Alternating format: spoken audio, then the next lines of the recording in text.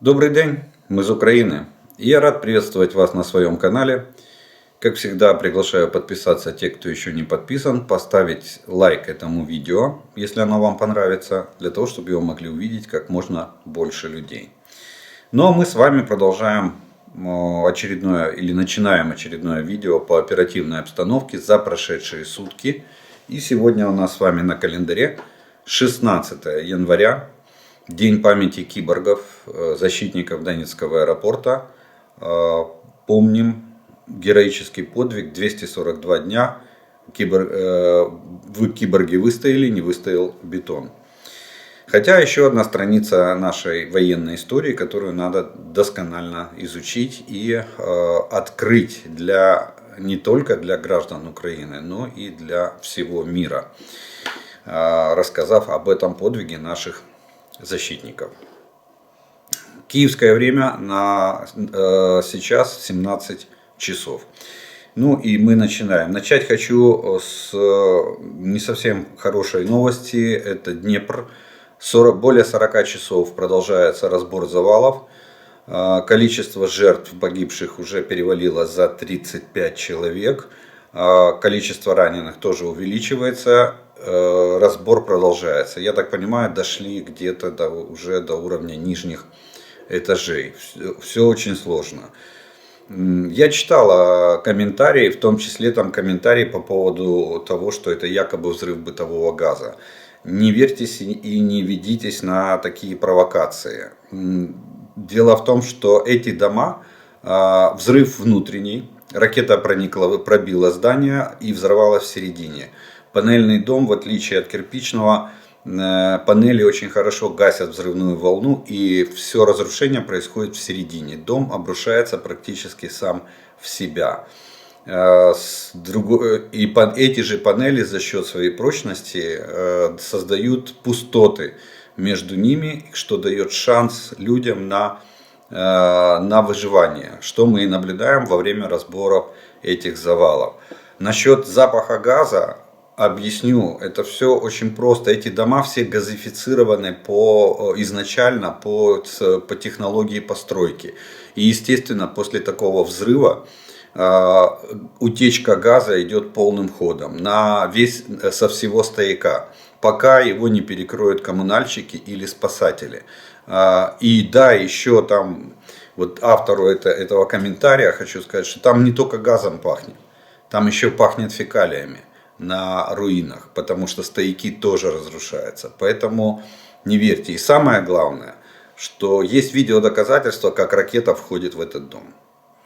Какой бы скоростной ракета ни была, но на замедленной съемке, помните, как в Кременчуге, потом нам сейчас специалисты по видео разложат покадрово, и мы увидим эту ракету.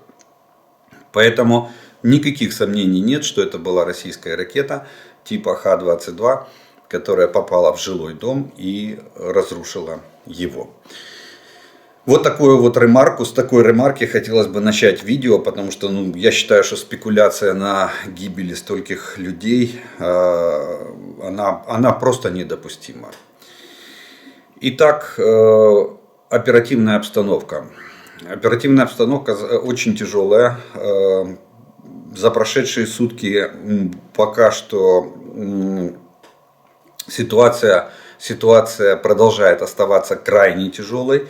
И сложилась она следующим образом. В прошедшие сутки противник нанес 2 ракетных удара, произвел более 55 огневых ударов из реактивных систем залпового огня, в частности по гражданской инфраструктуре Запорожской, Днепропетровской и Херсонской областей.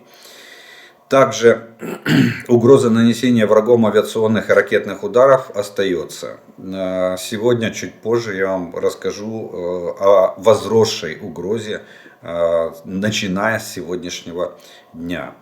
За прошедшие противник ведет наступательные действия на Бахмутском, Авдеевском направлениях и несет значительные потери в живой силе.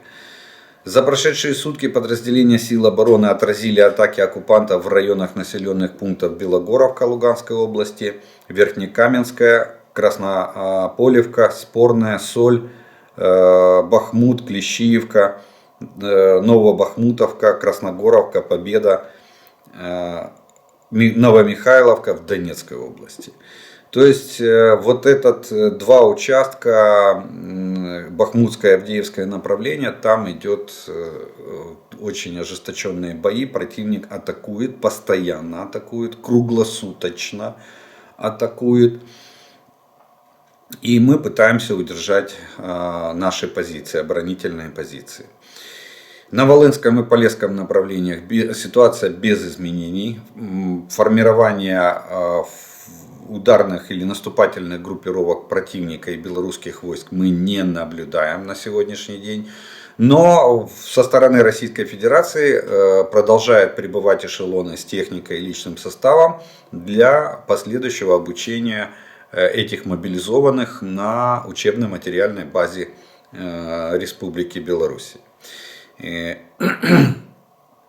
Также с учетом того, что часть ракет прилетела все-таки с территории Белоруссии, к сожалению, наши официальные источники молчат об этом сообщает Институт изучения войны американский, то я бы напомнил, что Белоруссия несет равную ответственность с Российской Федерацией за участие в этой войне на стороне Российской Федерации.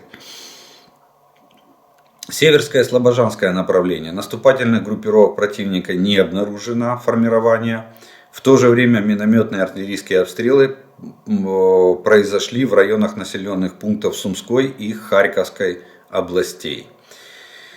Купянское и Лиманское направление. Здесь обстрелы, идут позиционные бои. Фронт не изменился за прошедшие сутки. Вдоль всей линии фронта на Купянском и Лиманском направлениях было обстреляно порядка 23 населенных пунктов в глубине обороны наших войск. На Бахмутском направлении враг атакует Благодатную и Красную Гору. И из-за потери Подгородного существенно ухудшилась оперативная обстановка на севере Бахмута. Враг прорвался на дачи, в народе их называют совхозная, и через лес в частный сектор по улице Силикатная. То есть с северной окраины Бахмута идут ожесточенные бои, противник имеет частичный успех. Также враг подтягивает армейские резервы и боевиков для развития наступления на Веселое, Раздоловку и Краснополевку. Вот. Атаки не прекращаются, и за счет численности войск противник вводит в бой, постоянно вводит в бой свежие силы. То есть каждая следующая волна состоит из вновь прибывших военных, которых выдергивают из резерва. В Бахмуте, как уже отмечалось и ранее, враг использует тактику ночной активности. Поэтому мы опять сталкиваемся, 11-й месяц войны, у нас критическая необходимость в тепловизорах для наших бойцов. И, к сожалению, недостаточное количество средств связи на тактическом уровне, на уровне взвода роты. Особенно взвода, когда у бойцов количество радиостанций недостаточное. Носить сегодня или осуществлять коммуникацию в пешем порядке с помощью вестовых, то есть посыльных, на сегодняшний день, вы понимаете, что это равно самоубийству. Между опорниками или между позициями сегодня не пробежишь, даже не проползешь. Потому что и работает артиллерия, работают снайперы, и идут постоянные атаки наших позиций. Вот с такой проблемой тепловизоров и радиостанций для личного состава столкнулись опять наши бойцы при обороне Бахмута. Далее, по Солидару. К сожалению, противник имеет успех в районе 7-го рудника и продвинулся за территорию железной дороги. Ждем официальное подтверждение этих данных. Это не из неофициальных источников. Вот такая информация. Ждем от нашего генштаба, чтобы они подтвердили, где на данный момент проходит линия боевого соприкосновения. На Авдеевском направлении. Тут Мороз сыграл свою роль, причем к к сожалению, не в нашу пользу. Замерзшие водоемы дали возможность врагу зайти по льду в северную часть Водянова. Враг в очередной раз атакует Первомайское и Невельское.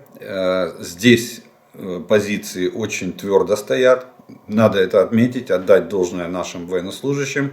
И в очередной раз, потеряв технику и пехоту, он успеха не имеет, откатился на исходные рубежи.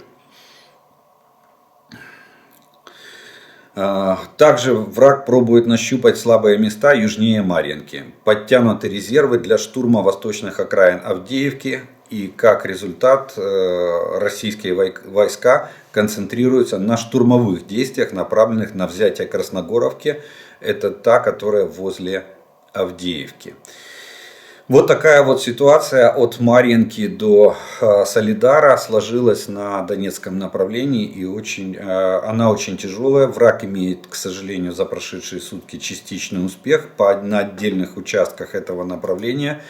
Но мы продолжаем вести оборону и продолжаем наносить максимальные потери пытающемуся наступать противнику. На Новопавловском направлении, на Запорожском направлении существенных изменений нет. Здесь идут позиционные бои, обмен огневыми и артиллерийскими ударами и позиционные перестрелки. Херсонское направление. Продолжаются обстрелы населенных пунктов правого берега реки Днепр.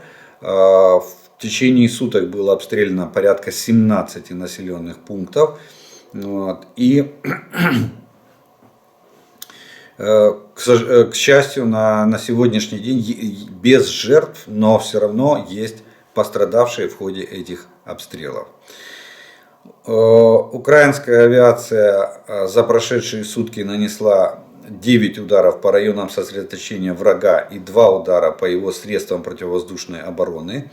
Подразделения ракетных войск и артиллерии сил обороны Украины поразили 1 пункт управления, 6 районов сосредоточения живой силы и военной техники, 1 состав боеприпасов и средства радиоэлектронной борьбы противника.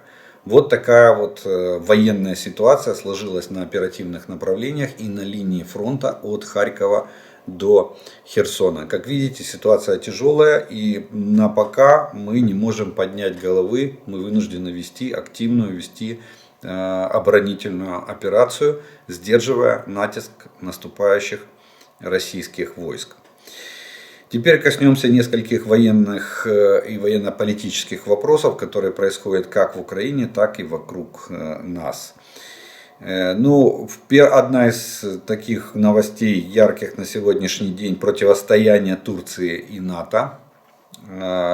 Турция, вы знаете, отменила визит, который был назначен на 17 января представителя Швеции для решения вопросов о вступлении. И на сегодняшний день в Турции сделано заявление, что Турция не может ратифицировать членство Швеции в НАТО, несмотря на ряд предпринятых шагов со стороны Швеции. Но тем не менее Турция пытается выторговать.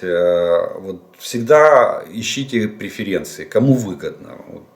Турция пытается выторговать у Соединенных Штатов Америки 40 самолетов F-16 на сумму в 20 миллиардов долларов. Вот такой запрос Турция сделала еще в 2021 году, пытаясь возобновить отношения в военном плане со Соединенными Штатами, которые не то что похолодели, я бы сказал, что они испортились очень сильно после покупки Турции московской российской системы С-400 в 2017 году. Но, тем не менее, по данным Wall Street Journal, администрация Байдена может дрогнуть. И, скорее всего, в ближайшее время Байден обратится в Конгресс для согласования соглашения, чтобы продать Турции эти самолеты и тем самым от Турции получить ратификацию вступления Швеции и Финляндии в НАТО. Ну и надо напомнить, что две страны, Турция и Венгрия, до сих пор не ратифицировали вступление Швеции и Финляндии в эту организацию. И именно из-за ратификации этих двух стран НАТО не может объявить о принятии новых членов, а Швеция и Финляндия, соответственно, не могут сказать, что они стали членами НАТО. Далее, возвращаемся опять же к нашим на территорию Украины, и расследователи организации Мальфар ведут тщательное расследование. Я говорил, что мы не оставим это безнаказанным. Такие преступления, как совершенные в городе Днепр. И вот расследователи, которые используют алгоритмы поиска информации по открытым источникам, в открытых средствах массовой информации и социальных сетях, на сегодняшний день, это для тех, кто нас особенно слушает в Российской Федерации или имеет там Курская область, Шайковка, аэродром, бомбардировочный полк, установлено 44 личности, которые причастны к ракетной атаке по многоэтажному дому в городе Днепре. Целью было установить командиров экипажей стратегических бомбардировщиков Ту-22М3, совершавших пуски ракет, и летчиков в момент пуска, сидевших за штурвалами.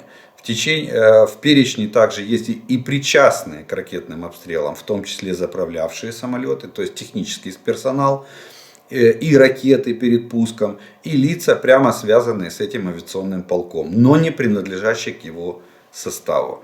Так что, я так понимаю, что список 44 человека бомбардировочного полка в Шайковке, Курская область, будет дальше пополняться. Причем не только военнослужащими этого полка, но и теми, кто обеспечивает жизнедеятельность полка, особенно боевые вылеты самолетов.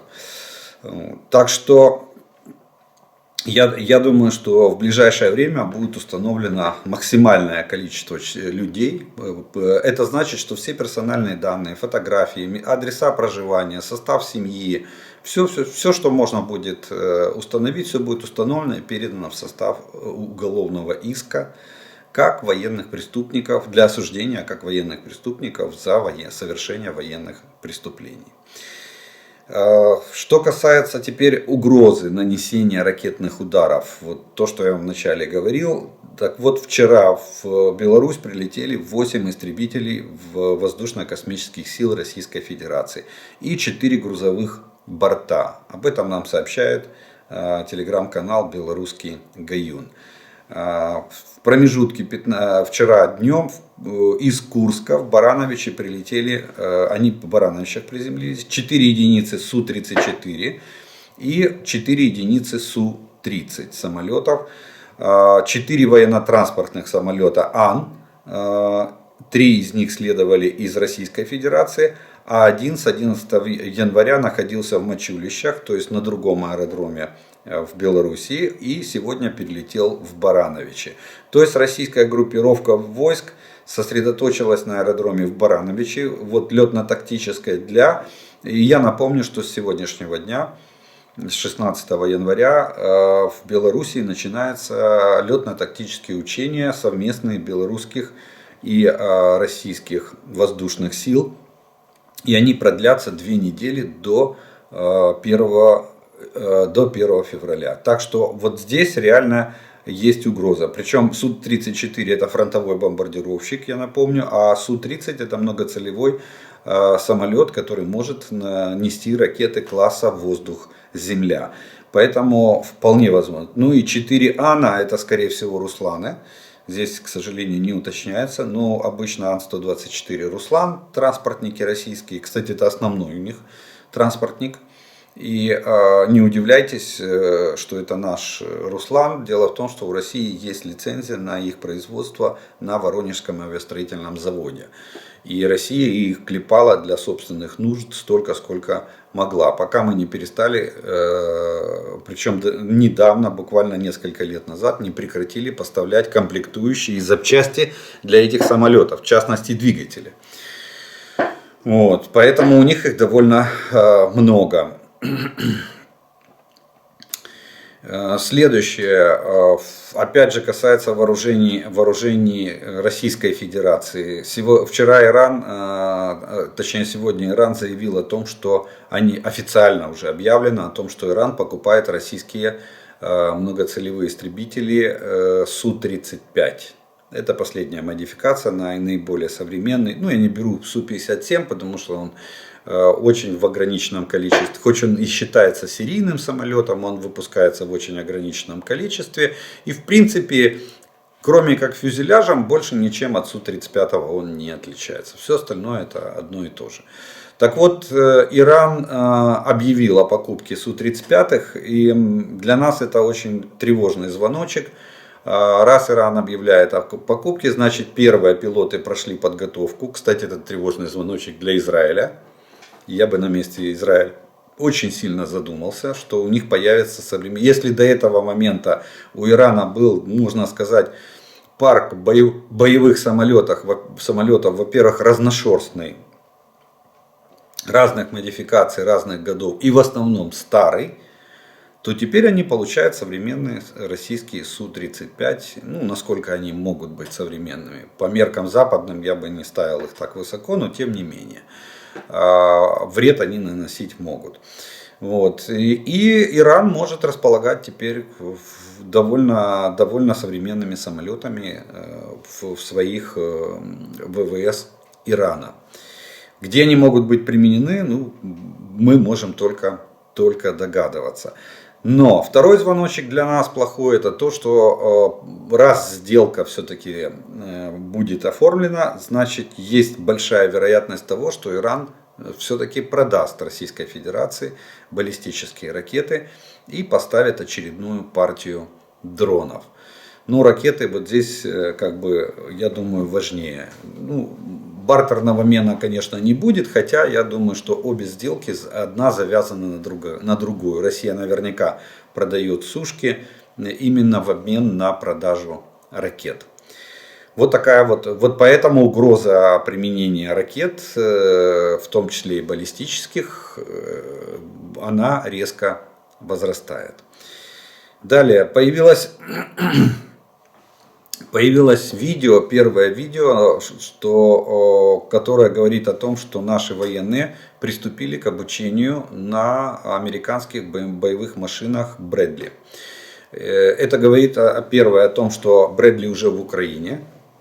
И второе то, что мы их уже осваиваем. Я думаю, что здесь освоение пройдет намного быстрее.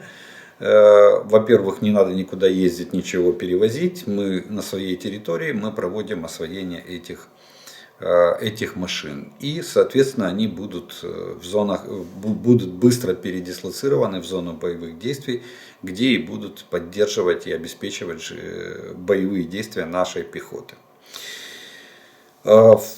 На оккупированных территориях оккупанты устраивают настоящий геноцид и террор гражданскому населению, и это выражается в следующем. Российская Федерация, Путин решил поиграть в Сталина. Ну, он Сталина, кстати, очень часто вспоминает и, видимо, очень хочет быть на него похожим. У Сталина одно из прозвищ было его называли «Отец народов». Хотя потом в блатной песне написали, как оказался наш отец не отцом, а сукою, когда он умер вдогонку. Так вот, Путин решил поиграться в переселение, великое переселение народов, как это делал в свое время Сталин. Масштабы, конечно, не такие, но тем не менее. Оккупанты усиливают темпы депортации украинцев с временно захваченных территорий. Для этого там намеренно создаются невыносимые условия для жизни. Это сообщает нам Центр национального сопротивления. Из Запорожской и Херсонской области людей вывозят в Воронежскую, Свердловскую, Курскую, Ростовскую и Краснодарский край областя, и Краснодарский край России. Там они содержатся в антисанитарных условиях, в заброшенных санаториях и общежитиях. Для того, чтобы заставить украинцев покидать родной дом, оккупанты в захваченных населенных пунктах прекращают работу социальных учреждений и усиливают обстрелы этих пунктов, обвиняя при этом вооруженные силы Украины. Чтобы сделать жизнь местных жителей невыносимой. Вот такой вот террор, это фактически, это террор гражданского населения устраивает. Депортация нужна, я объясню зачем. Депортация нужна, чтобы потом туда переселить россиян. Потом из России вот всю эту нищету, всю эту бедноту будут собирать и будут заселять эти земли, чтобы ассимилировать их там и сказать, что ну, это же один народ, это же Россия. Точно так же Сталин делал в 20-30-х годах, когда была индустриализация, в том числе и Донбасса. На Донбасс очень много было переселенцев из России в то время. Вот то же самое пытается повторить сегодня Путин. Следующая новость пришла к нам из-за океана. Это о том, что около 100 военнослужащих вооруженных сил Украины прибыли в штат Оклахома, Соединенные Штаты Америки, чтобы начать обучение на системах ПВО Patriot. Так что наши военные уже на этой неделе приступят к изучению этих систем. Но, как оказалось, не все так быстро делается, как хочется. Обучение будет длиться несколько месяцев, в то время как стандартная программа рассчитана на срок от 6 месяцев до года. Но американцы сократили программу, и все равно несколько месяцев, я так предполагаю, это минимум 2, им придется там учиться, и только после этого они вместе с комплексом будут возвращены в Украину. Ну и по поводу ракет. Опять же, возвращаясь, это наша больная тема, мы об этом все время говорим, и об этом надо говорить. Теперь по поводу обстрела Киева ракетами комплекса С-400. То, что говорил наш главнокомандующий, он подтвердил это, Валерий Залужный, что ракеты были действительно С-400. И действительно, как я вам вчера и говорил, только модификация более новая. Это действительно новые ракеты к новому комплексу. Марка их 48ЭН-6ДМ. Вот такая вот ракета 14 января, об этом пишет издание Defense Express. Они получили фотографии и описание обломков этих ракет. И сейчас уже наши эксперты идентифицировали их марку. И это точно ракеты от комплекса С-400. И это означает то, что я тоже вам вчера говорил, что теперь все приграничные, более-менее крупные города могут быть подвержены ракетному удару с территории Белоруссии комплексами С-400. А мы знаем, что Россия осенью заводила на территорию Белоруссии несколько дивизионов именно комплекса С-400. Единственное, что вселяет оптимизм, то, что комплекс очень новый и количество ракет к этому комплексу, я думаю, на сегодняшний день ограничено. Но тем не менее, дальность пуска этой ракеты в режиме, я так понимаю, Земля-Земля, то есть как ракеты по наземным целям, может составлять до 230 километров.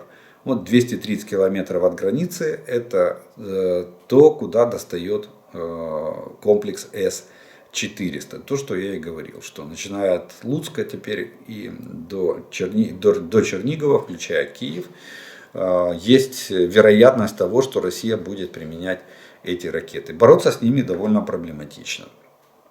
Мы уже это с вами разбирали. Кстати, там писали в комментариях по поводу ракеты С-300, она в 2 раза меньше. Она максимум до 100 километров может доставать по наземным целям в классе Земля-Земля. И на пасашок новость из Германии. Это о том, что вчера мы говорили, что Ламбрехт, это министр обороны министр обороны Федеративной Республики Германии, она собиралась в понедельник сегодня объявить официально о своей отставке. Она, кстати, была большой противницей этих самых передачи вооружений Украине. Но она при этом и не проявила какого-либо рвение в плане разработки, разработки или предложений по повышению боеготовности Бундесвера, его перевооружению и его развертыванию, а также увеличению военных расходов. Сегодня она действительно объявила о своей отставке, и Олаф Шольц сразу же принял эту отставку. В ближайшее время, как сообщает канцелярия канцлера Германии, вот такая вот тавтология получается, предоставит своевременно в установленные регламентом сроки, канцлер предложит новую кандидатуру на пост министра обороны Германии. Вот такие вот военные и военно-политические новости на сегодняшний день происходят в Украине и вокруг нашей страны. На этом первую часть нашего видео мы закончим. Я по традиции сделаю паузу. У вас есть время на то, чтобы подписаться на мой канал. Это касается тех, кто еще не подписан. Те, кому нравится это видео, поставьте лайк, тогда его смогут увидеть как можно больше людей. И через некоторое время мы с вами продолжим.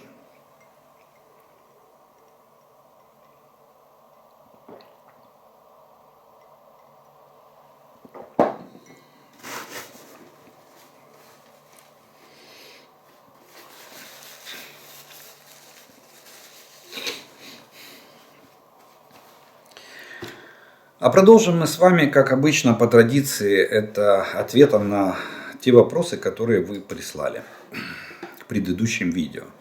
И первый вопрос сегодня в сегодняшнем видео будет звучать следующим образом. Здравствуйте. В одном из выпусков вы предлагали разбрасывать с беспилотников листовки над российскими городами. А как по мне, нужно с беспилотников разбрасывать не листовки, а презервативы, чтобы такие больше не размножались. Ну, я даже больше, наверное, скажу, я полностью вас поддерживаю. Это была идея, когда начались разговоры о том, что наши беспилотники могут долететь до Москвы. Ну, раз до Энгельса, не знаю, извините, не наши беспилотники, а те беспилотники, которые долетели до Энгельса, получается, что они могут долететь и до Москвы. Вот. Поэтому, как вариант, предлагалось на Новый год, была идея, высказана, кстати, одним из зрителей, была идея сбросить на Новый год листовки на Красной площади с призывами, с поздравлением с Новым годом. Типа «Добрый вечер, мы из Украины, с Новым роком вас». Вот. Но, кстати, Красная площадь была в новогоднюю ночь была оцеплена спецназом ФСБ и закрыта для посещения. Никаких празднеств никто не проводил. А Путин сбежал из Москвы в свой бункер куда-то на Алтай. И там, где-то там в одной из резиденций своих, на Валдай, по-моему, даже, в одной из резиденций своих встречал Новый год в очень узком кругу. Так что, да, не листовки надо сбрасывать, а что-то покрепче, что-то посильнее. Добрый день. Передаем вам привет из Канады. Очень интересует вопрос с зимней канадской формой. 500 тысяч комплектов, анонсированных в ноябре. Дошла ли она до Украины или все так и осталось лишь заявлением о намерениях? Не можем найти никакого подтверждения в интернете. Может быть, вам что-то известно? Нет, к сожалению, неизвестно. Ну, у нас, к сожалению, Министерство обороны как-то поставило так себя. Но это, в принципе, не столько министерство, наверное, сколько эти не оглашаются. Не отчитывается, точнее, ни министр обороны, ничего. Вот то, что западные партнеры нам поставляют, и то, что они оглашают, то у нас и говорит. Ну, действительно, вопрос обморожения личного состава, особенно в Солидаре и Бахмуте сегодня на переднем крае, очень сильно стоит. И вопрос, а где же действительно канадская зимняя форма?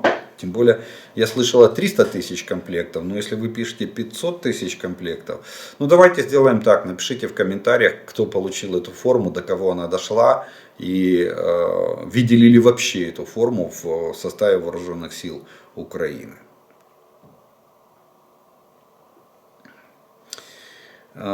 Вы уже неоднократно говорили, что у России нет идеологии в этой войне. Я не согласен. Вы посмотрите, с какой злостью и остервенением россияне штурмуют Солидар, Бахмут.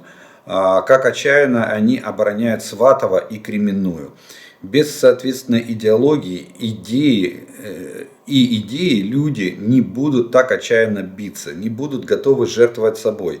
Кроме того, россияне послушно идут в военкомат по повесткам и готовы воевать. Да, были там несколько поджогов военкоматов, да, были те, кто сбежал от мобилизации, но основная часть мужского населения готова воевать. Машина пропаганды многие годы упорно работала и сейчас работает над идеологией этой войны. Вы послушайте перехваты разговоров российских солдат с родными из России. Во многих таких разговорах говорится, что украинскую нацию надо уничтожить. Это, по-вашему, не результат идеологической обработки? Да, это один из результатов идеологической обработки. И я соглашусь с вами, что сейчас пропагандистская машина России пытается всеми силами пытается создать вот этот идеологический фундамент. Но что мы инструмент в руках НАТО, что НАТО надо разгромить, что завтра Америка, кстати, 89% граждан Российской Федерации верит в то, что завтра американцы придут и захватят Россию. Отберут у них этот туалет на улице и все остальное богатство страны. Хотя мы знаем, какой уровень жизни в Российской Федерации. Но они вот за это. Да, машина это пытается их в этом убедить. Возможно, у них может это получиться. На какой период времени, очень трудно сказать, насколько хватит этой пропагандистской машины. С одной стороны. С другой стороны идет сарафанное радио о том, что здесь никаких нацистов нету. И идет сарафанное радио о потерях, реальных потерях российской армии в Украине. Это вот борьба, ну будем так говорить, как по-ленински, борьба двух противоположностей. Вот. И кто кого победит, насколько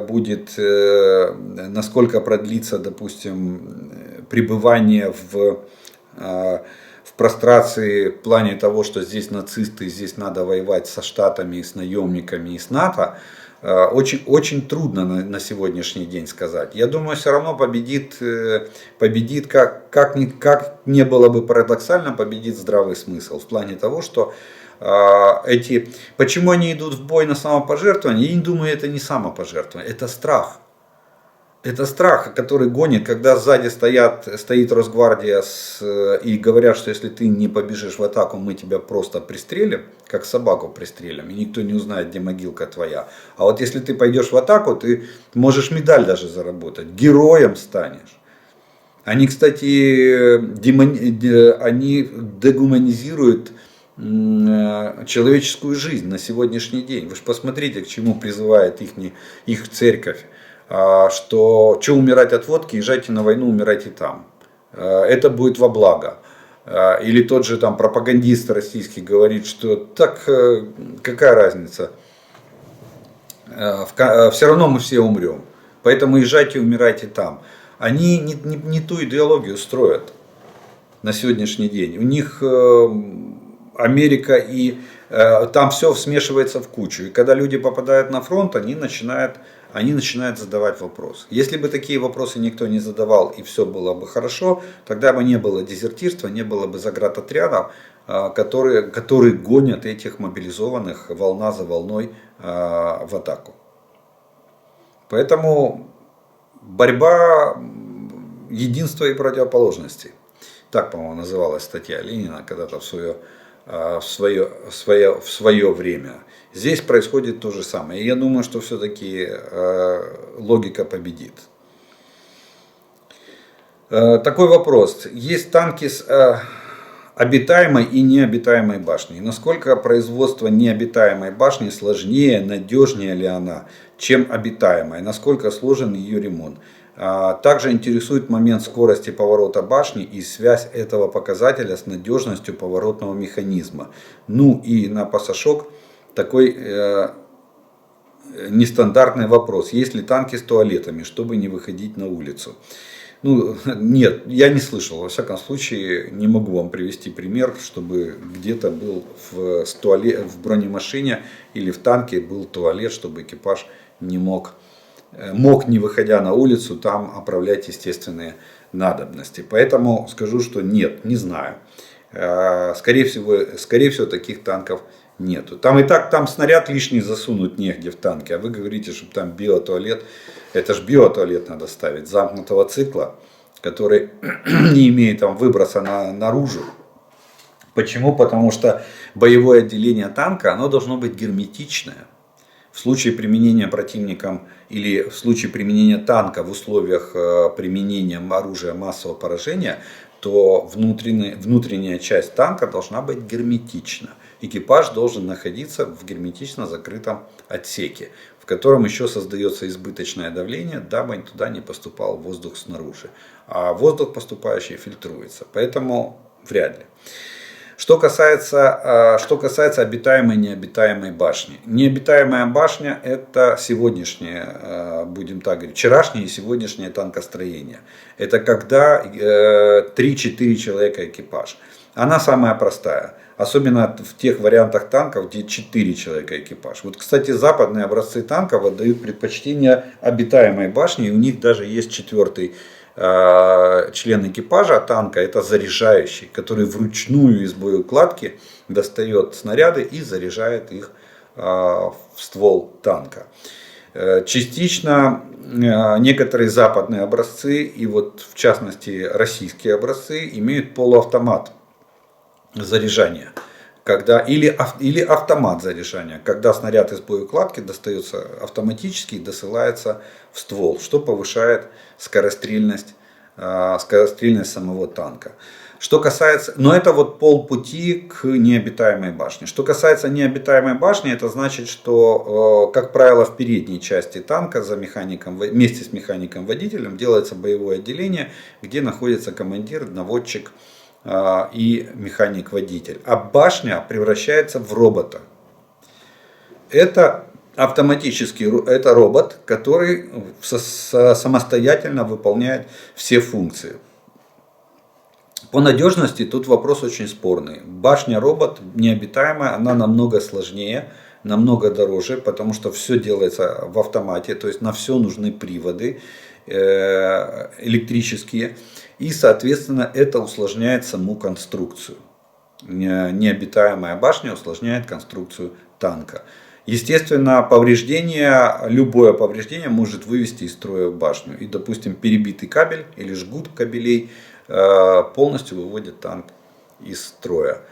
Вот. Поэтому, с одной стороны. А с другой стороны, башня, работающая, вот как в артиллерии, допустим, та же гаубица Арчер, которая башня необитаемая, которая работает в автоматическом режиме, она очень, очень хорошо себя показывает. Во всяком случае, на испытаниях показывала. Сейчас нам передадут, мы посмотрим, как она покажет себя в бою. Вот. Так что тут минус, на мой взгляд, в сложной технологии производства. Естественно, дороговизна. Она будет стоить намного дороже, чем обитаемая башня. Вот. И уязвимость в плане того, что если какой-то один механизм, допустим, механизм досылания выходит из строя, все, танк. А когда экипаж в середине, если механизм досылания вышел из строя, то экипаж может вести огонь в ручном режиме. Правда, в этом случае командир выполняет и роль наводчика, а у них совмещенный для этого прицел, а наводчик тогда становится заряжающим в самом танке. Так что тут есть разные тенденции борются, чем дальше. Что касается погона, то тут вообще очень интересная история, не буду пока вдаваться, но погон был взят, танковый погон башенный, это карусельный погон. Вот карусели, которые детские крутятся, когда-то были лунопарки, сейчас парки аттракционов и так далее.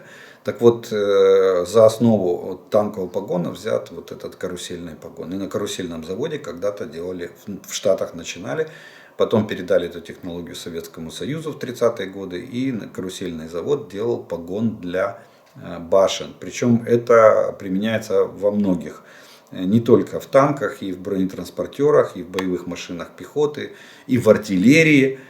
Погон башни, вот такой вот подшипник, это большущий подшипник, и проблем с ним, надежность очень высокая, поверьте. Единственное, если снаряд попадает между башней и корпусом в этот погон, то там, естественно, защита не такая надежная. Вот, и танк может быть поражен. Ну, а в плане поломок или клина башни без механических повреждений этого не наблюдается. Работает очень быстро, легко вращается, потому что башня в основном, как правило, отбалансирована на этом погоне, и поэтому вращается очень. Можно даже, растопорив, за ствол поворачивать башню танка. Следующий вопрос.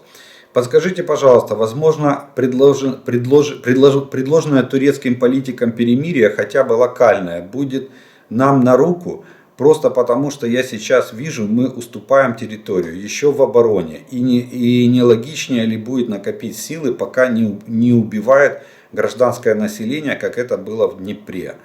Дело в том, что это категорически нельзя делать. Понимаете, мы на сегодняшний день, да, мы теряем часть территории, да, мы отступаем, но и при этом мы получаем самый главный эффект, мы изматываем противника. Мы не даем Российской Федерации возможность накопить свои резервы. Сегодня работает конвейер. Посмотрите цифру потерь, которая растет с каждым днем. Сегодня уже даже больше, чем батальон в сутки мы выбиваем из состава вооруженных сил Российской Федерации. Поэтому, а теперь представьте, приходит эшелон, 700 человек привез. Бах, и в этот же день 720 потери в личном составе. Ориентировочные потери дает наш генеральный штаб. То есть у России конвейер. Если мы остановимся хоть на минуту, придет второй эшелон. И если мы их не положим на поле боя, то их уже станет 1500. 700 в одном эшелоне, 700 в другом эшелоне. И потом, когда их накопится большое количество, то они пойдут в наступление. И нам придется их сдерживать. У них в плане людских ресурсов, у них преимущество. Поэтому мы никак не можем остановиться и уступить им вот этот паритет, который мы сегодня создаем за счет нанесения потерь противнику. Единственный наш шанс выстоять в этой войне, это не останавливаясь молотить российскую армию, с одной стороны, а с другой стороны накапливать резервы в условиях вот такой интенсивной войны, которая сегодня на некоторых оперативных направлениях развернулась. Мы и так с трудом держим паритет, потому что Российская Федерация пытается на других направлениях, там где боевая активность менее интенсивная, тоже Запорожское направление, они пытаются накапливать резервы. Мы пытаемся их прорежать нашими Хаймарс, дальнобойными средствами огневого поражения, но они все равно везут его туда, все равно. А теперь представьте, если прекращение огня. До завтра здесь орда будет, 200 тысяч этих, которые Путин где-то там готовит по территории России, они завтра будут все здесь стоять. И послезавтра они клином, свиньей пойдут на нас на любом оперативном направлении. Поэтому ни в коем случае нельзя останавливаться, ни в коем случае. Як ви вважаєте, чи встигне Росія до весни настільки насичити фронт військовими на Запорізькому або і всіх інших напрямках, що ми просто не встигнемо зробити атаку, яку нам всі пророкують, тим паче, що за зиму орки також підготувались, замінували поля, вирили багато ліній окопів і таке інше. Смотрите, дело в том, что как только у нас будет готова группировка войск для нанесения контрудара или контрнаступления, я думаю, что Генеральный штаб предпримет попытку, начнет эту контрнаступательную операцию. Но при этом надо обеспечить максимальное нанесение потерь российской армии. Вот то, что мы делаем сегодня. Мы максимально пытаемся выбивать личный состав, технику и вооружение из рядов вооруженных сил России. Вот при этом условии, да, я не думаю, что кто-то будет ждать. И Россия не будет ждать. Россия уже сегодня пытается, видите, как они сделали, в в двух словах не хочу рассказывать, чтобы глубоко, точнее, в это вдаваться, но они начали наступление, и сейчас они уже не могут остановиться, они пытаются наращивать усилия в наступательных действиях, что приводит к большим потерям. Так что мы сейчас, даже с учетом потери, частичной потери территории, мы сейчас в огромном преимуществе.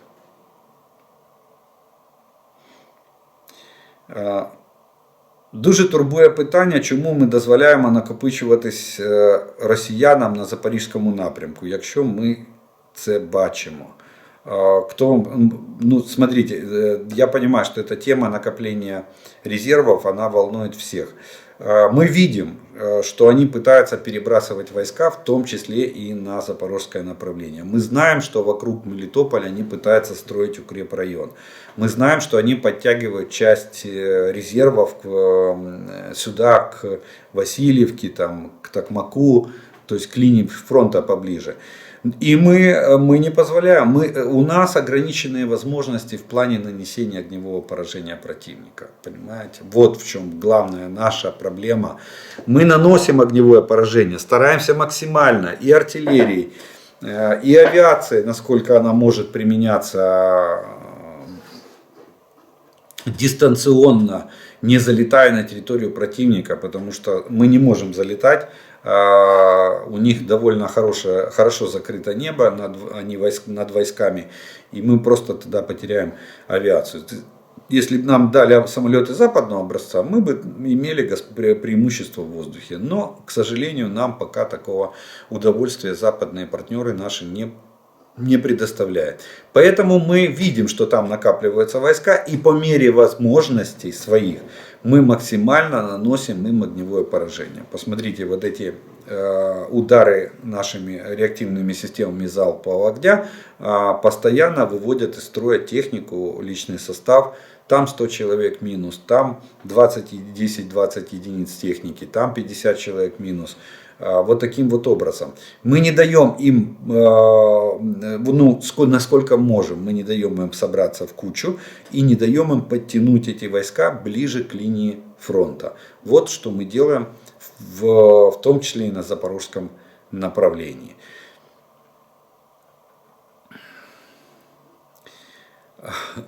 Такий інтересний вопрос. Хочу налагодити виробництво мін для мінометів. Підкажіть, будь ласка, з чого почати? Дякую за цікаву інформацію. Вам для того, чтобы наладить производство мин для минометов, необходимо получить государственную лицензию на право производства вооружения и боеприпасов. Есть такой вид лицензии, ее выдает государство. Это государственная монополия. Без этой лицензии все ваши усилия будут напрасными. Так что, насколько я знаю, монополия государства в Украине сохраняется до сих пор на вооружение и особенно на боеприпасы. Есть, правда, некоторые компании, которые на стрелковое оружие получили лицензию, а на крупные виды, на мины, на снаряды нет. Попробуйте. Попробуйте. Начните с лицензии. Будет лицензия, тогда у вас перед вами открыта широкая перспектива.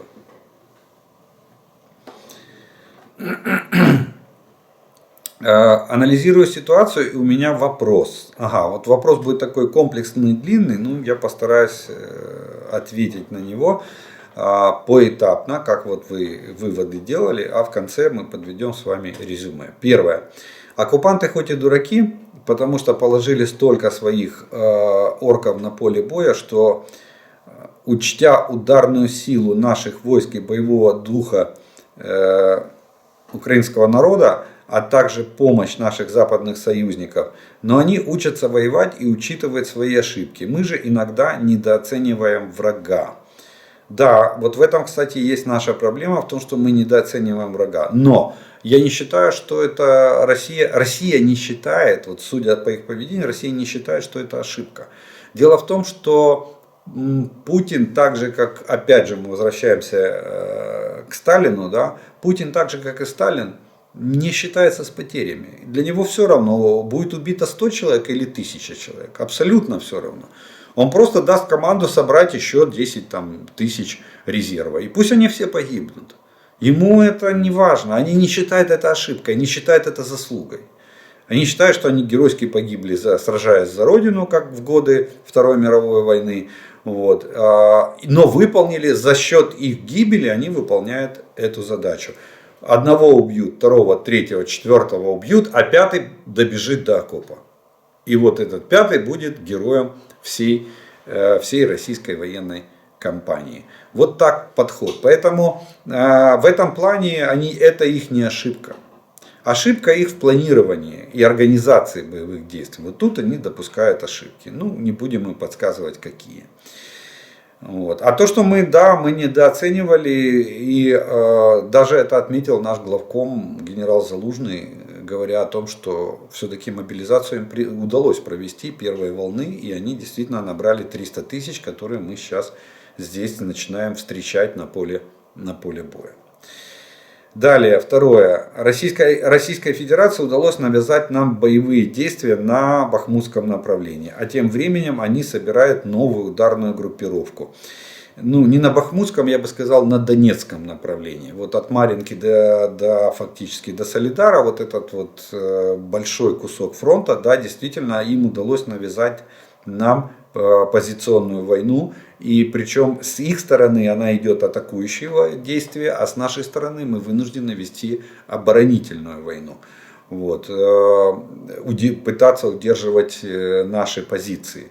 Вот в этом плане, да, у них здесь, я считаю, что здесь у них есть преимущество. В плане того, что они навязывают нам порядок ведения или характер ведения боевых действий.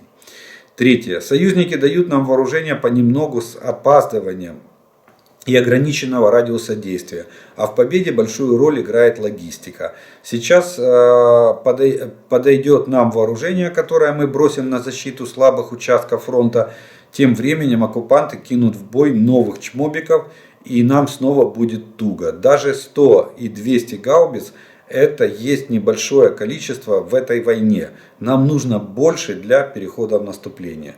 Ну да, я думаю, что вот главком тот минимум, который он назвал, если бы его дали сегодня и сейчас, это бы могло выровнять ситуацию. А может быть даже немного перетянуть их на нашу сторону. Но потом надо было бы еще раз повторить. Раза два как минимум в тех цифрах, которых называл наш главнокомандующий в интервью изданию The Economist.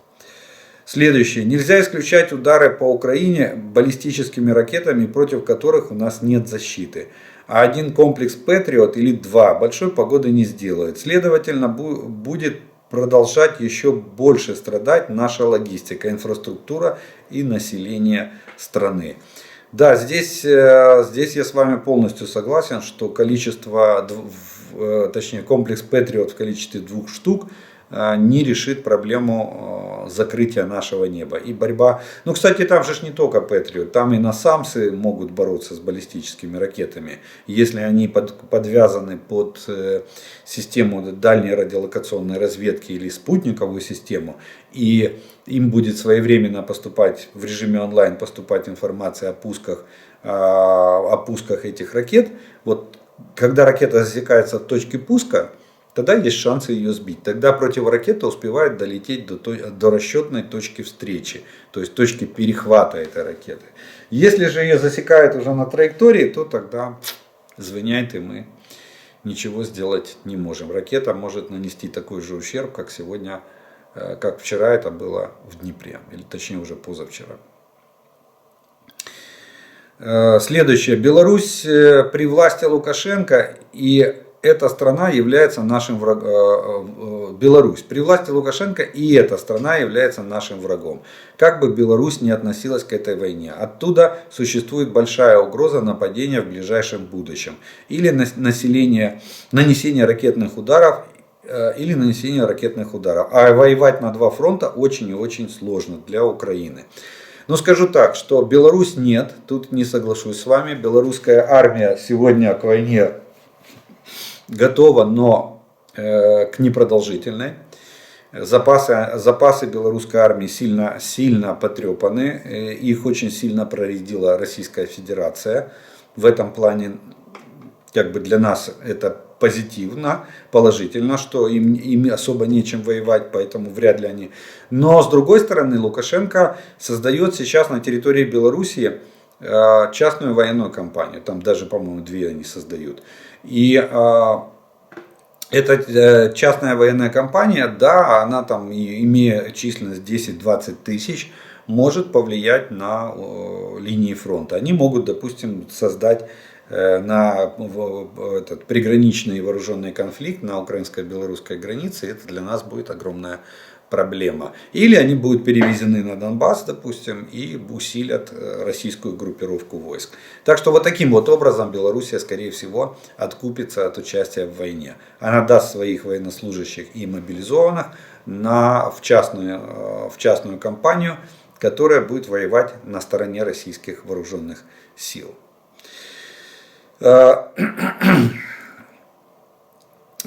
И шестое. Откуда оккупанты собираются воевать в долгу? Это нужно учитывать. Они надеются, что Украина и наши западные союзники дрогнут. Ибо чем дольше продолжается эта война, в которой Украине не будет удаваться побеждать, враги так рассчитывают, тем больше будет уставать западное сообщество. А там и новые выборы. Может что-то изменится.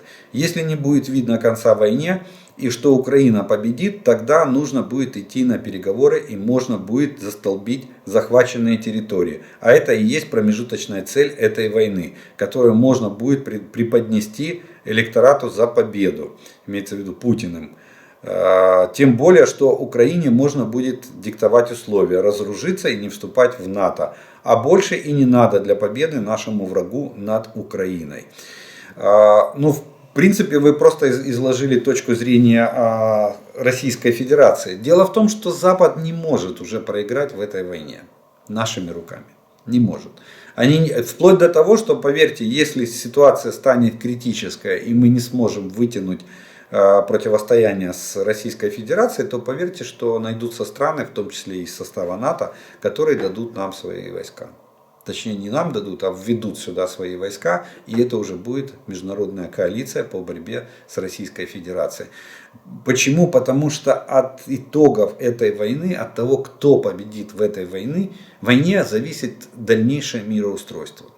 Во всяком случае, на европейском континенте. Скажу даже больше, в мире, в основном в мире, по итогам нашей войны будет создаваться новая мировая система. Новая мировая система безопасности, новая мировая система распределения сфер влияния. Что самое главное, понимаете? И эта новая мировая система не предусматривает участие Российской Федерации как полноправного члена, допустим, государств высшей лиги. Или там на Олимпе геополитики. Нет, России там нет. Россия должна стать среднестатистическим государством на уровень стран второго или третьего мира. Вот что преследует цели войны. Поэтому Запад не устанет. Никак не устанет. Иначе завтра Запад будет вассалом Путина. Если Путин побеждает в этой войне, они получают нового Гитлера, с которым у них нет средств бороться. И вывод. Так вот вопрос. Вот эти 6 пунктов я зачитал, прокомментировал. И теперь главный вопрос. Как нам победить в этой войне? При всех вышеперечисленных обстоятельствах. А победить нам в этой войне очень просто. Надо заставить быстрее переосмыслить ситуацию наших западных партнеров. Кстати, сейчас идет переломный момент в плане осознания руководителями западных стран, которые входят в антироссийскую коалицию, как в антигитлеровскую когда-то входили.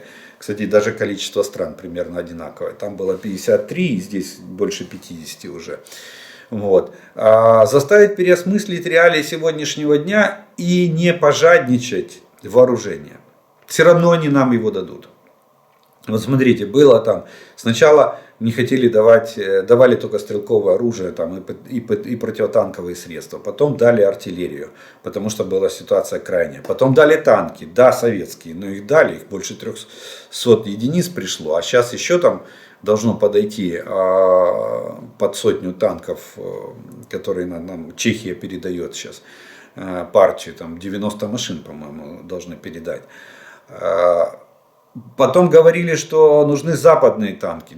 Все, уже дают западные танки. Нужны боевые машины, боевые бронированные машины. Дают боевые бронированные машины. И поверьте, их количество будет постоянно нарастать. На следующие на очереди, ну, тут можно даже, знаете, как сделать предположение, что дадут раньше, самолеты или ракеты. Или и то, и другое дадут одновременно. Но следующее за танками будут ракеты и самолеты. Поэтому дадут. Единственное, что с их бюрократической машиной, с их постановкой или организацией принятия стратегических решений, в том числе и в формате Рамштайн, да, они двигаются очень и очень медленно. Вот в чем проблема. Но на сегодняшний день, вы же посмотрите, как с декабря месяца, даже с декабря месяца ускорился процесс передачи нам вооружения. И потихонечку номенклатура что? Расширяется. Бронетранспортеры, ну, колесные танки, потом гусеничные танки. Сейчас уже стоит вопрос. Еще подбрасывают артиллерию. Ну а дальше пойдет больше. Ну что ж, мы на этом и вторую часть нашего видео ответы на вопросы тоже, наверное, закончим. И у нас с вами остается третья часть. Это пожелания, комментарии и приветствия, которые вы прислали. Итак, ну, приветствий будет, наверное, очень мало, потому что ситуация с трагедией в Днепре очень и очень как бы серьезная и не располагающая к пафосным поздравлениям и дифирамбам. Поэтому сегодня прозвучат следующее. Скорбим, соболезнуем, Казахстан с вами. Видите, весь мир знает о нашей трагедии. Весь мир. И весь мир знает, и есть страны, которые знают, как нам быстро и эффективно помочь. Ну, к сожалению, пока не спешат. Здравствуйте. Насчет возросшей активности войск Российской Федерации. Это не совсем вооруженные силы в привычном понимании, как я понял. Сейчас частные компании приписывают к какой-то части, и они уже идут в составе этих частей. Их мотивация — это деньги. Они получают две кровавые зарплаты, в кавычках. Одну от Министерства обороны, другую от частной военной компании. Или их кураторов, олигархов. Об этом, в частности, были выпуски на канале «ГУЛАГу нет». Там был слив про ЧВК «Редут» и его отношение к воинской части 28337 номер 45-й бригаде специального назначения Министерства обороны Российской Федерации. Это город Кубинка, точнее, это почтовое отделение Кубинка-1. Это Подмосковье, это элитные части там располагаются. Да, я с вами абсолютно согласен, что они мотивируют. Денег у них очень много, поэтому считать их, хорошо, что мы их не считаем. Как вот мы ракеты считаем, так их надо тоже прекратить их считать. Надо просто искать способы и средства и с ними бороться. Поэтому да, мотивация за деньги. Вот, кстати, это к вопросу об идеологии этой войны. Это одна из идеологий, что они понимают, что народ не будет воевать за те идеи, которые толкает сегодня российская пропаганда, ну, в той массе, в которой им надо. Поэтому они эту массу очень сильно разбавляют наемниками. Соболезнуем Днепру очень. Людей наших безумно жалко. Но также есть Ирпень, Бородянка, Изюм, Мариуполь, Харьков, Николаев, Херсон, Краматорск, Никополь, Кривой Рог, Киев, Кременчуг и села на линии огня. Все уничтожено и убиты люди. И этого мы не простим никогда. Надо помогать днепрянам, надо донатить. Спасибо за информацию. Да, я думаю, что день нашей перемоги это будет день скорби и памяти по тем, кто погиб в этой войне. Причем как военнослужащим, так и гражданского населения. Ракетная атака по жилому дому в Днепре – шок и ужас. 30 человек вычеркнули из жизни меньше, чем за минуту. Более 30 раненых. 9-летняя девочка в тяжелом состоянии. Ребенок просто гулял неподалеку. Еще около 40 человек остаются под завалами. Если это не терроризм, то что тогда терроризм? Правильно сказала одна из наших телеведущих, когда на Каширском шоссе был взорван подъезд многоэтажного жилого дома, шок был и в России, и в Украине. Теперь же всего через 23 года в Украине шок и слезы, а на РФ танцы и восхваления в адрес российской террористической армии. Что с вами стало? Всего-то за 20 лет. Вы ведь уже не люди, вы даже не звери. Ведь зверь убивает только ради еды, но не ради удовольствия почувствовать себя вершителем судеб. Вечная память погибшим, выжившим, родные наши, живите, держитесь за жизнь, мы молимся за вас.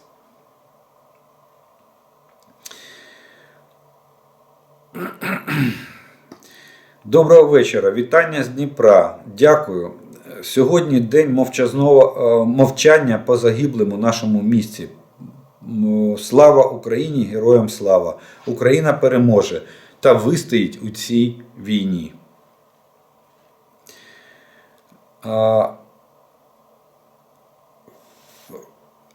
Латвия, скорбим, поддерживаем, слава Украине, Днепр. Дякую з Магадана, молюсь за победу Украины, смерть фашизму. Весь Днепр в шоке от этой страшной трагедии. У людей сердца рвались, когда слышали эти крики о помощи из-под завалов. Не дай Бог такое пережить. Сколько люти в душе, что жить с этим тяжело.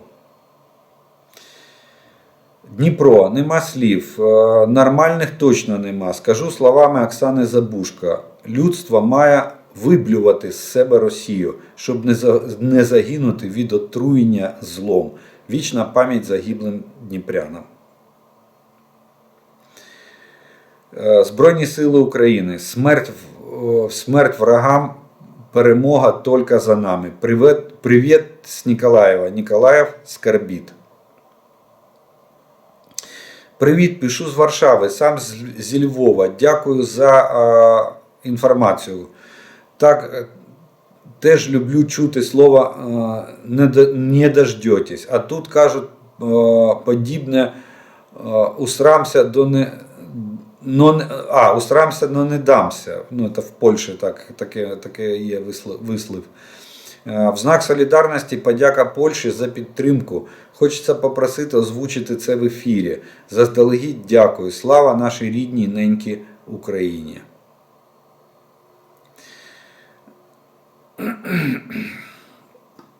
Ну что ж, вот такие вот слова поддержки, слова скорби по трагедии в Днепре и другие ваши комментарии прозвучали в третьем разделе нашего с вами видео.